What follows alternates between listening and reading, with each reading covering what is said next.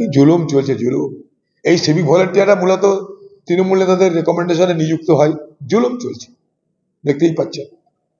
এটা যেমন পুলিশ আছে, পুলিশের পাশাপাশি আরেকটা তৃণমূলের পুলিশ বাহিনী, একটা পুলিশ বাহিনী সরকারি পুলিশ বাহিনী, যাদেরকে আমরা দেখতে পাই থানায় ড্রেস করে, আরেকটা পুলিশ বাহিনী তৃণমূলের পুলিশ বাহিনী, যাদের নাম সিভিক বাহিনী। Civic and non civic.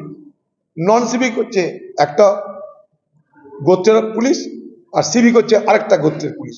ওটা তৃণমূল দ্বারা পরিচালিত হয়, দুটোই তৃণমূল দ্বারা পরিচালিত হয়, কিন্তু সিভিকটা ডাইরেক্ট তৃণমূলের রিক্রুটেড, তৃণমূলের নিয়োগ করা লোক। 4টে ছাত্রীকে তুলে নিয়ে তাদের গায়ে মুখ ঢেলেছে।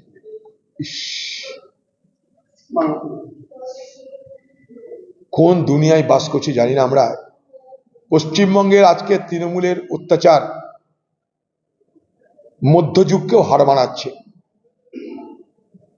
ঘরের মেয়েদের আন্দোলন করার অপরাধে